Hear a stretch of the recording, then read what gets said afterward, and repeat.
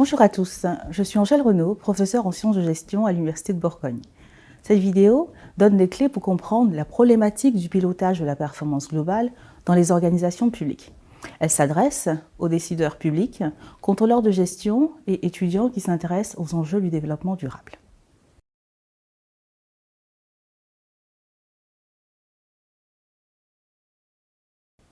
Pour répondre aux enjeux de la durabilité, les États membres de l'ONU ont adopté en 2015 un programme d'action appelé Agenda 2030.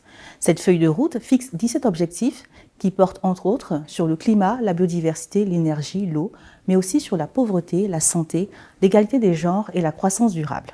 Comme les entreprises privées, les organisations publiques sont invitées à contribuer aux objectifs de développement durable et à rendre des comptes au regard des effets qu'elles exercent sur la société et sur l'environnement. Cette responsabilité sociale se traduit concrètement par la mise en œuvre de stratégies RSO dans les organisations publiques, par le pilotage de leurs performances globales et par la divulgation des données extra-financières. Par exemple, en France, depuis la transposition de la directive européenne du 22 octobre 2014, les entreprises publiques dépassant certains seuils de chiffre d'affaires et d'effectifs ont l'obligation de publier une déclaration de performance extra-financière. Les administrations, les collectivités territoriales et les hôpitaux ne sont pas en reste. Ils doivent publier un rapport social unique ainsi qu'un bilan de leurs émissions de gaz à effet de serre. De manière générale, les résultats obtenus en matière de développement durable sont regroupés sous le concept de performance globale. Cette performance peut se définir comme l'agrégation des performances économiques, sociales et environnementales d'une organisation. Voyons à présent comment piloter cette performance globale.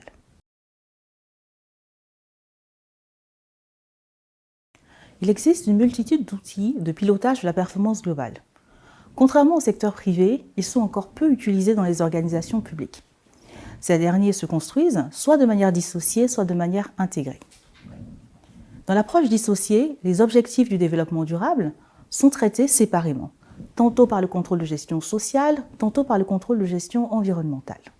De nouveaux outils de pilotage apparaissent, tels que les tableaux de bord sociaux, les budgets des effectifs et des frais de personnel, le bilan carbone, le budget vert, l'analyse de cycle de vie, l'agenda 21 ou encore les tableaux de bord verts.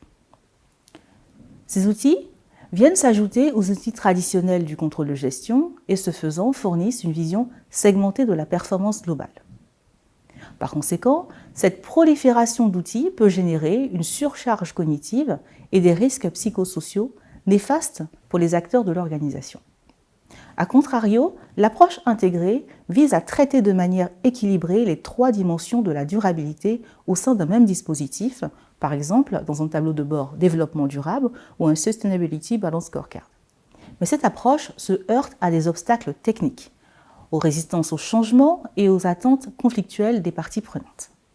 En premier lieu, les managers ou contrôleurs de gestion sont démunis pour mesurer les interactions, les interrelations entre le social, l'économique et l'environnemental. En effet, les indicateurs intégrés sont peu présents dans les tableaux de bord et les corrélations sont rarement analysées. Conscientes de ces difficultés, les organisations internationales telles que la GRI et l'IRC tentent de faire évoluer les lignes directrices vers une meilleure connectivité des informations financières et non financières. En deuxième lieu, la mise en place d'une mesure globale de la performance peut se heurter à des résistances au changement de la part des responsables fonctionnels. Donc, dans une logique de territoire, chaque responsable fonctionnel, tels que les DAF, les DRH ou les directeurs environnement, souhaite conserver dans son domaine spécifique une certaine influence sur les managers opérationnels. En dernier lieu, l'atteinte d'une performance équilibrée reste problématique en présence d'antagonisme entre les dimensions de la durabilité.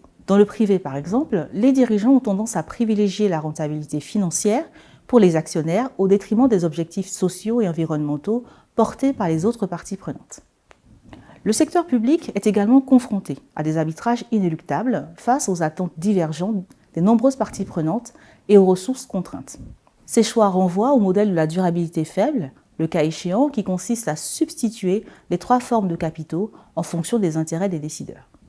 Face au paradoxe du développement durable, certains chercheurs prônent une approche plus radicale, la durabilité forte, qui permettrait de conserver les trois capitaux sans les substituer et de s'engager dans la voie de la décroissance écologique.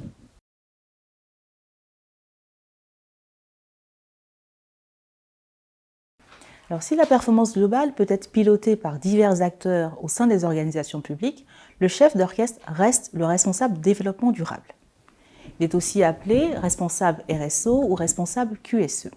Ses missions consistent à définir et à adapter la stratégie RSO en fonction de l'évolution des réglementations, des normes internationales ou des attentes des parties prenantes. Il est également chargé de piloter les actions en interne et de dialoguer avec les parties prenantes. Ces missions peuvent varier selon le secteur d'activité et la taille de l'organisation. Par exemple, dans les collectivités territoriales, il est surtout chargé du déploiement de l'agenda 21 local ou d'animer le plan climat, air, énergie territorial. Dans les établissements de santé, il est responsable du bien-être, de la santé au travail, de l'efficacité énergétique ou de la gestion des déchets sanitaires. Parallèlement à cette fonction, on voit se développer des postes de contrôleur de gestion sociale ou de contrôleur de gestion environnementale rattachés à la DRH ou à la direction financière. La mission du contrôleur de gestion sociale consiste à piloter la performance socio-économique de l'organisation publique et à réaliser des reportings et enquêtes RH. Le contrôleur de gestion environnementale, plus récent dans le secteur public, est chargé de mettre en place des outils de pilotage tels que la comptabilité carbone, les budgets verts ou les tableaux de bord environnementaux, et de contribuer au reporting extra-financier de l'organisation. Il est également le business partenaire des opérationnels. De par leur mission d'intérêt général, les organisations publiques doivent assumer leurs responsabilités sociétales et créer de la performance globale. Pour l'heure, l'incitation prévaut sur l'obligation, car toutes les organisations publiques ne sont pas soumises à la publication d'un rapport extra-financier. En outre, le pilotage de la performance reste problématique face aux obstacles techniques, aux résistances au changement et aux objectifs contradictoires.